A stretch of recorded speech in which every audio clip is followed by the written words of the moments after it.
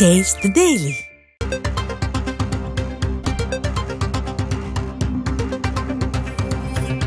சட்டப்பேரவையில் அமைச்சர்கள் வரிசையில் காலியாக வைக்கப்பட்டிருந்தது முன்னாள் அமைச்சர் பொன்முடியினுடைய இருக்கை. தமிழக சட்டப்பேரவை அமைச்சர்கள் வரிசையில் முன்னாள் அமைச்சர் பொன்முடியின் பெயர் மற்றும் இருக்கை திரும்ப பெறப்பட்டு அவரது இருக்கை காலியாக இருந்தது. கூடுதல் விவரங்களை வழங்க செய்தியாளர் ரமேஷ் இணைந்திருக்கிறார். ரமேஷ், கூடுதல் விவரங்கள் என்ன? தமிழக சட்டமன்றத்துல முதலமைச்சரை தொடர்ந்து அமைச்சர்கள் துரைமுருகன், கே.ஏ. நேரு, ஐ. பெரியசாமி அந்த 4 பேருக்கு தாண்டி பாத்தீங்கன்னா பொன்முடி அமைச்சருடைய இருக்கை இருந்தது. தற்போது அவருடைய இருக்கை என்பது தற்போது காலியாக இருக்கு. அவர் பெயர் கூட எடுத்துட்டாங்க. கடந்த டிசம்பர் மாதம் 21ஆம் தேதி சொத்து குவிப்பு வழக்குல வழங்கப்பட்ட 3 ஆண்டு சிறை தண்டனை என்று சொன்னதுனால அவருடைய பதவியை இழந்தாரு.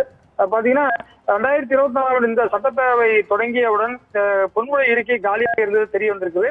அது மட்டும் இல்லாம பாத்தீங்கன்னா இந்த வழக்கு உச்சநீதிமன்றத்துல நிலுவையில் இருக்கக்கூடிய நிலையில அவர் போட்டியிட்டு வெற்றி பெற்ற திருக்கோயிலூர் சட்டமன்ற தொகுதி காலியாக உள்ளது என்று இதுவரை சட்டப்பேரவை செயலகம் மூலமாக தேர்தல் ஆணையத்திற்கு தெரிவிக்கப்படாத நிலையில அவருடைய இருக்கை என்பது காலியாகப்பட்டது.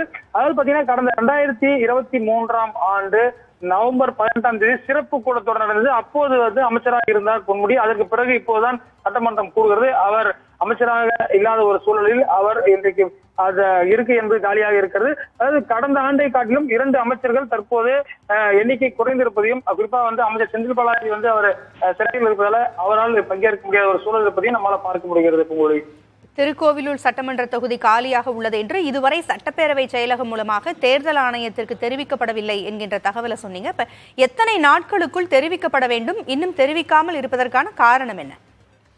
நிச்சயமாக அதாவது பாத்தீங்கன்னா சில பேர் என்ன சொல்றாங்கன்னா, இந்த வழக்கு உச்சநீதிமன்றத்துல நடந்தால் அதற்கு பிறகு கிடைக்கும். ஏன்னா ஸ்பீக்கர் குறிப்பாக சட்டமன்றத்திற்கு சட்டப்பேரவை செயலகத்திற்கு அது தொடர்பான கோப்புகள் இன்னும் வரவில்லை, ஜட்ஜ்மெண்ட் காப்பி அப்படின்னு சொல்லப்படுகிறது. எனவே இது எப்போ ஏன்னா பல கடந்த காலங்களில் ஜெயலலிதா அவர்கள் சொத்து குவிப்பு வழக்குல தண்டிக்கப்பட்டது உடனடியாக வேக்கண்ட் அறிவிச்சு உடனே ஆர்கே நகர்ல பை எலெக்ஷன் நடந்தது உங்களுக்கு தெரியும். ஆனால் இந்த முறை ஒரு காலதாமதம் ஏற்படுவதாக தான் சொல்லப்படுகிறது. இதற்கான காரணம் என்பதை இந்த சட்டப்பேரவை கூட்டத்தொடரில் உறுப்பினர்கள் கேள்வி எழுப்பும் பட்சத்தில் அதற்கான விளக்கம் பெறுவதற்கு வாய்ப்பு இருக்கிறது. போலி தமிழக சட்டப்பேரவை அமைச்சர்கள் வரிசையில் முன்னாள் அமைச்சர் பொன்முடியின் பெயர் மற்றும் இருக்கை திரும்ப பெறப்பட்டு அவரது இருக்கை காலியாக உள்ளது.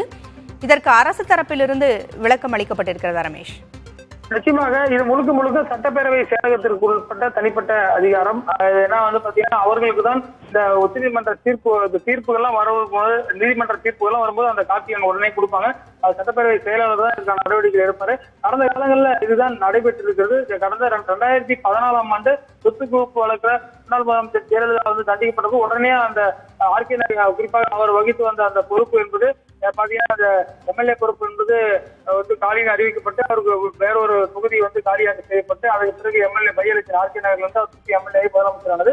இந்த வழக்கை பொறுத்தவரை ஆனால் அவர் 2 மாதங்கள் ஆகிவிட்டு டிசம்பர் 21ஆம் தேதி ஜட்ஜ்மெண்ட் வந்துச்சு. ஆனால் பாத்தீங்கன்னா இன்னமும் வேக்கண்ட் அறிவிக்காம இருக்கிறது நிச்சயமாக வரக்கூடிய நாட்கள்ல அரசு என்ன மாதிரியான விளக்கம் கொடுக்கறத நம்ம கேட்டு புதிய தலைமுறையில பிரத்யேக செய்தியாக கூட ஒளிபரப்ப தயாரா இருக்கும்.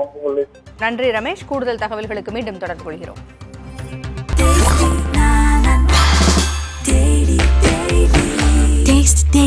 Taste the Daily.